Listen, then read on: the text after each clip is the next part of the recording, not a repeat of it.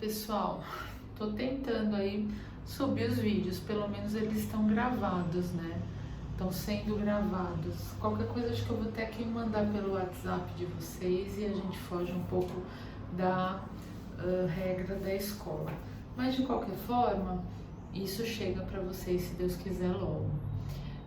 Como a gente estava falando em miscelâneas da UTI, em eventos que acontecem na UTI, nós falamos um pouquinho sobre nutrição, né, no paciente grave, e eu queria colocar para vocês um assunto que está muito em alta, não mais tanto, mas já esteve muito mais, que é a pneumonia associada à ventilação mecânica. Óbvio, por quê? Só na UTI que tem ventilação mecânica, então este tipo de pneumonia vai estar somente associado na terapia intensiva. E aí isso veio de encontro um pouquinho em relação às qualidades da terapia intensiva. Existem alguns institutos e as acreditações internacionais que fazem um ranking de terapia intensiva. E aí, quanto mais pneumonia associada à ventilação mecânica, menor é a qualidade da assistência de enfermagem, fisioterapia, de fisioterapia e médica essa UTI tem, né? Então, por exemplo, uma UTI que tem um índice de 12%, 15% de taxa de pneumonia associada à ventilação mecânica, ela é muito ruim, enquanto que uma que tenha 1 a 2% de pacientes com pneumonia associada à ventilação mecânica, ela é boa. Ou seja, por exemplo, em 20 pacientes, se 10 apresentaram pneumonia associada à ventilação mecânica, ou seja, 50% desses pacientes, quer dizer o quê? Que a qualidade desta UTI tem que ser otimizada, tem que ter treinamento, as pessoas têm que se conscientizar que isso é um cuidado de enfermagem, de fisioterapia, é um cuidado médico, que a lavagem das mãos é muito importante, que existem protocolos, bândulos que a gente chama para prevenir isso. Porque a gente sabe que pneumonia associada à ventilação mecânica é um dano que a gente mesmo que o paciente precise de ventilação mecânica, mas é um dano que a gente causa para o paciente, é um a mais. Ele já tem uma doença e a gente causa uma segunda doença. Então, isso eu estou falando em pneumonia. Óbvio que tem outras coisas, por exemplo, infecção relacionada a catéter sanguíneo, também uma sepsemia, uma doença que a gente causa. Infecção relacionada a trato urinário, que eu já falei para vocês lá no comecinho, quando a gente passa, não higieniza, não lava as mãos, não faz o circuito ficar estéril, ou quando a gente manipula o catéter sem lavar as mãos, sem máscara, sem luva. Então a pneumonia, só que ela é um pouco mais grave e ela traz um peso maior, porque é toda uma equipe multiprofissional que manipula a ventilação mecânica, tá? Então eu gostaria muito que esse assunto ficasse para vocês de uma forma mais tipo aula, não só citada, mas de uma forma em que vocês vão perceber o quanto é importante prevenir que isso aconteça com o paciente, tá? Bom, a pneumonia associada à ventilação mecânica, PAV, que a gente chama, né, é aquela que se desenvolve após 48 horas da intubação, tá? Se essa intubação foi no centro cirúrgico, ela também é considerada, não só na UTI, tá? Ou no pronto-socorro, ou em qualquer lugar que essa intubação foi realizada, onde o paciente não encontrava-se intubado no momento. Essa infecção é consequência da falta de equilíbrio entre os mecanismos de defesa do indivíduo e o agente microbiano. O risco para pneumonia aumenta de 6 a 20 vezes nos pacientes que encontram-se em ventilação mecânica, ok? E a pneumonia associada à ventilação mecânica tem uma alta taxa de mortalidade, porque é bicho bravo que pega ali, né? Porque além de você ter um pertuito, o paciente já está mais debilitado, né? Tem uma porta de entrada e o paciente já está mais debilitado, né? E apresenta maior risco para sua ocorrência de 1 a 3% cada dia de permanência em ventilação mecânica. Então, suponha, se o cara fica 10 dias entubado, ele tem chance de 10% de fazer 1% por dia, né? Ele tem chance de 10 a 30% de fazer pneumonia associada à ventilação mecânica, que é muito difícil de tratar, tá? Bom, quais são os fatores de risco? Imunossupressão e imunodeficiência, isso tem a ver com o paciente, já não é culpa nossa. Uso frequente de bloqueadores neuromusculares para o paciente ventilar bem, também isso, paciência, não tem como, né? Então você bloqueia, então o paciente não tem como se defender de tosse. Aspiração gástrica, isso já é da nossa parte, se a gente cuidar direitinho da sonda enteral, deixar ela pós-pilórica, olhar o raio-x, evitar que existam, fazer o refluxo, o teste de refluxo, evitar que esse estômago fique extasiado, que esse paciente vomite, aspire e vá para o pulmão, mesmo com um tubo lá protegendo, sempre alguma coisa escorre, tá?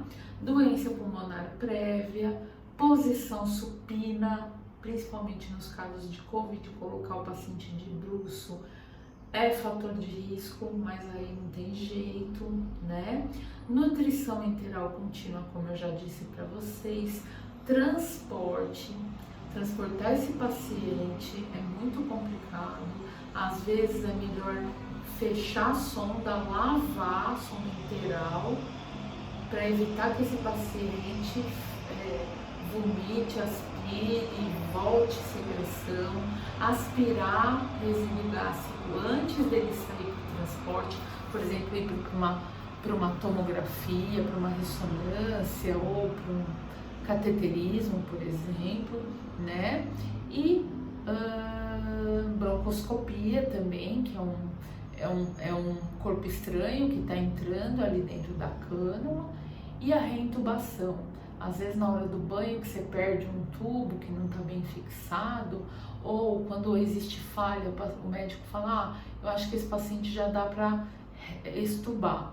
Aí a gente extuba e o doente não aguenta, aí precisa reintubar. Puta, aí é sacanagem, porque aí você manda tudo que tem de bactéria, tudo de novo para dentro do paciente, entendem?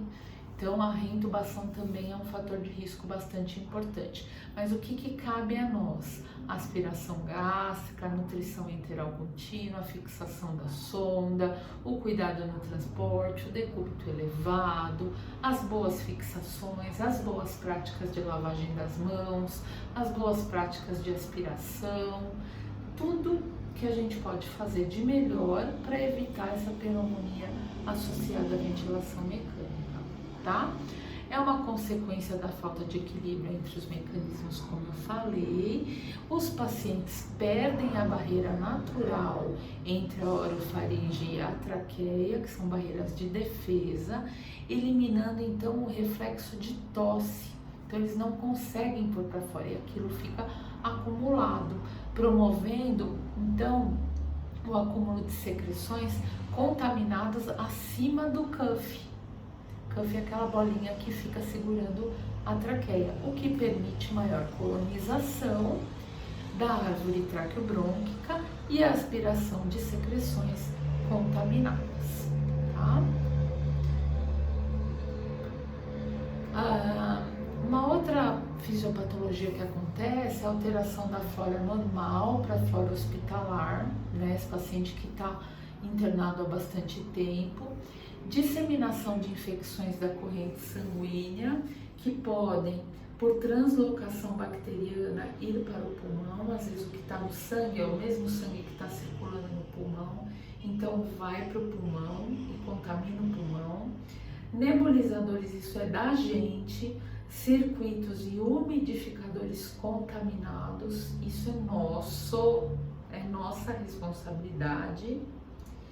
E diminuição do reflexo de tosse pela sedação. Isso é parcial nossa responsabilidade, porque quem ajusta a sedação somos nós, em concomitância com a equipe médica, tá? Bom, quais são os critérios laboratoriais? Hemocultura positiva não relacionada a outra causa, pode ser. E cultura positiva de secreção traqueal, isso é o que mata, mais o raio-x, né, o que mata o diagnóstico, mais você olha o raio-x lá, todo tomado, mais a cultura positiva ou aspirado do lavado broncoalveolar feito pela broncoscopia, tá? Positivo. Então, esses são os critérios que vão fechar o diagnóstico de pneumonia associada à ventilação mecânica, tá? Como é feito o lavado broncoalveolar? É passado um tubo, como se fosse uma endoscopia, pela cânula, e esse tem uma microcâmera na ponta, um aspirador no paralelo, e aí o broncoscopista, o médico, vem na UTI, vem com toda a televisãozinha igual da endoscopia, e faz o lavado, e faz a broncoscopia, e já faz uma limpeza brônquica ali mais profunda, diferente do que a gente faz ali manualmente, e já colhe essa secreção que é o lavado broncoalveolar.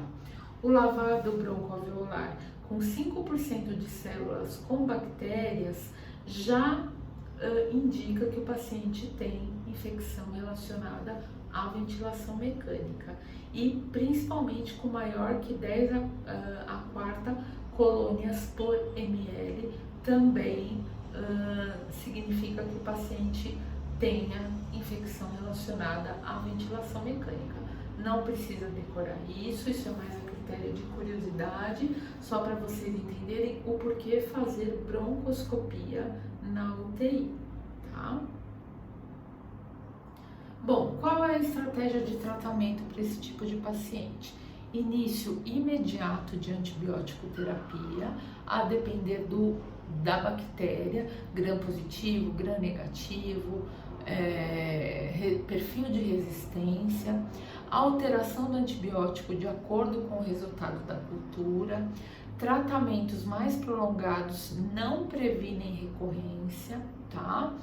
Pneumopatas crônicos ou com maior de uma semana de ventilação mecânica tem que cobrir pseudomonas, que é aquele bicho bravo de UTI, porque eles estão mais suscetíveis a pegar pseudomonas do que um paciente que não é um pneumopata crônico.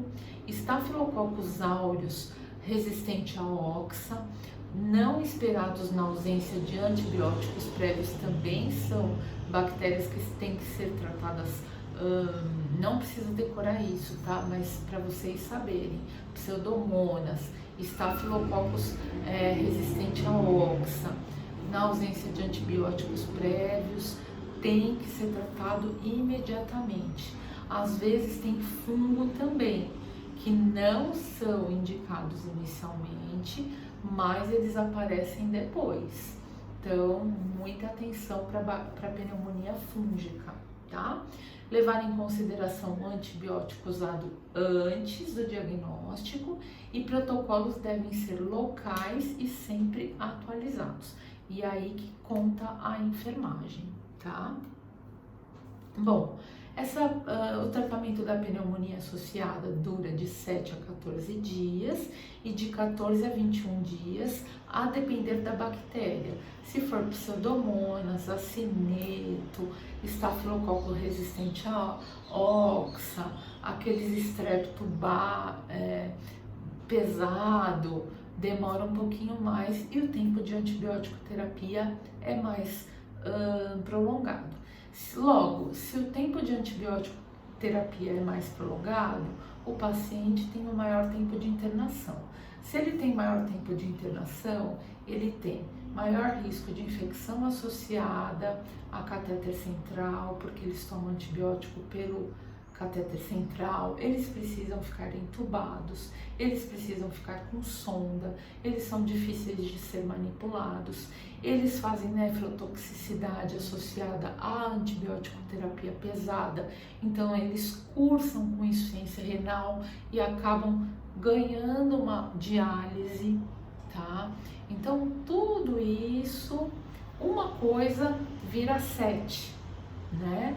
Por isso que a gente tem que tentar prevenir ao máximo a pneumonia associada à ventilação mecânica.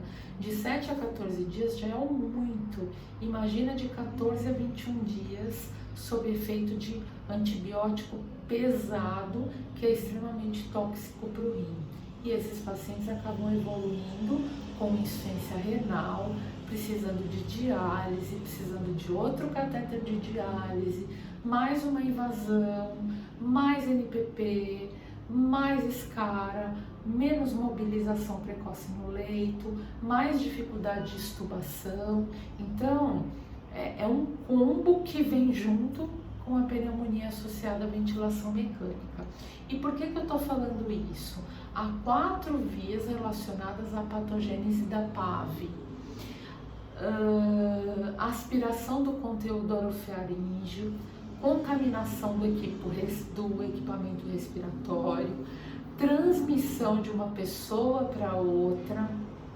Às vezes a gente está cuidando de 2 pacientes, não lava a mão, não se paramenta direito, não usa EPI direito, e a disseminação hematogênica, que aí é quando eu falei para vocês que o sangue contaminado do paciente acaba indo para o pulmão.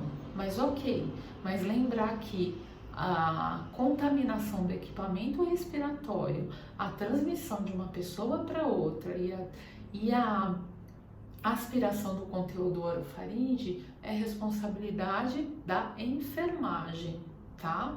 A PAV também pode ser adquirida através de outros focos extrapulmonares, como infecções pélvicas, feridas cirúrgicas e infecções a partir de catéteres vasculares, que também é nossa responsabilidade cuidar para que esses pacientes não adquiram outras infecções que podem piorar a pneumonia associada à ventilação mecânica, tá?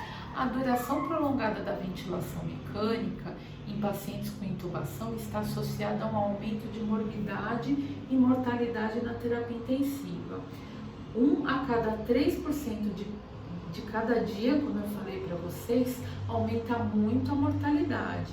E a principal fonte de surtos de bactérias multiresistentes na UTI é devido ao alto índice de consumo de antibióticos. Então, é um ciclo. Então, tem PAV com bactéria multiresistente, começa a se dar antibióticos muito potentes, e aí o perfil de sensibilidade vai diminuindo, essas bactérias vão se tornando cada vez mais, como eu posso dizer, resistentes, e aí o uso rotineiro de técnicas invasivas e presença de pacientes com doenças graves aumentam a cada vez que vai se tendo mais PAV e mais bactéria resistente e mais antibiótico e mais hemodiálise e mais disseminação hematogênica, e isso é o ciclo da terapia intensiva. Por isso que a gente tem que evitar infecção relacionada a catéter, infecção do trato urinário, infecção de ferida, posicionamento, higiene das mãos, adequada manipulação de medicamentos, lavagem, quando for mexer no catéter, lavar bem as mãos, higieniza bem, passa álcool, quando for dar um banho, dá um bom banho, principalmente em pacientes com sonda, evitar a translocação bacteriana, lembrar da translocação quando o paciente está entubado com sonda, o resíduo gástrico, tudo isso para evitar esse combo que acaba se formando em volta desse paciente gravemente enfermo, tá? Então, quais são os cuidados principais de enfermagem? cabeceira 30 a 45 graus, a depender da patologia, tá? Por exemplo, um paciente em posição supina, isso é impossível, o Covid está aí para mostrar isso. Pacientes com trauma de coluna também não podem, então muita parcimônia nisso. Manutenção da pressão do cuff entre 20 e 25. O cuff é aquele balãozinho que segura a sonda. Além do cadarço, tem um cuff aqui, que é uma bolinha com ar, que fica protegendo a traqueia, tá? Então tem que ficar 20 a 25 para não passar nada em cima, não descer saliva e nem subir nada que venha de baixo, secreção pulmonar para cima. Então vocês vão ver isso no estágio. Quem mede o cuff, geralmente é a fisioterapia, tá? Mas é bom que a gente saiba em quanto está a medida do cuff. Às vezes o cuff vaza, então às vezes o cuff fura, então a gente tem que ficar bastante de olho nisso, tá? Aspiração constante das vias aéreas, assim como a utilização de tubos orotraqueais com dispositivo para aspiração subglótica, né, que fica embaixo da glote, né? Então, antes do cuff, então fica aqui, ó, sabe, onde tem bactéria na boca e vai descendo a saliva. Utilização de protocolo de interrupção diária da sedação sempre que possível. Então, fazer esse paciente tentar acordar um pouquinho, para dentro da possibilidade da patologia dele, para ele tentar tossir um pouquinho e desmamando da ventilação mecânica.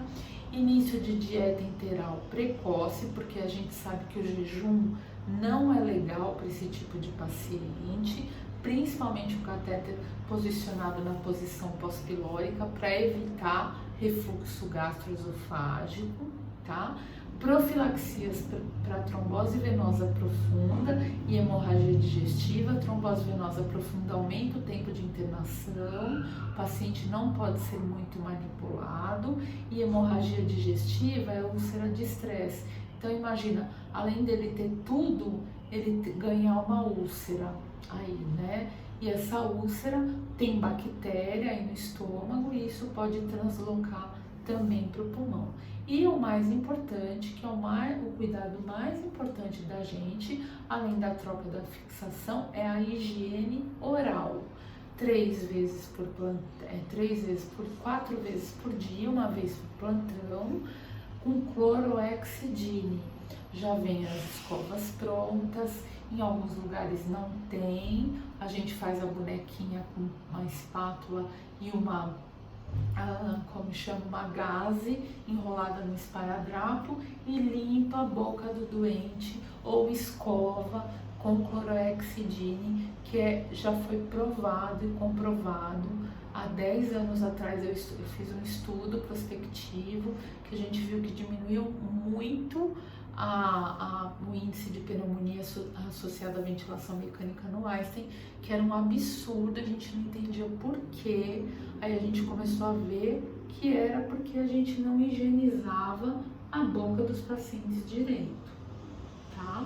Então a gente começou a pensar, Periogard, Cloroex, como chama aquele outro?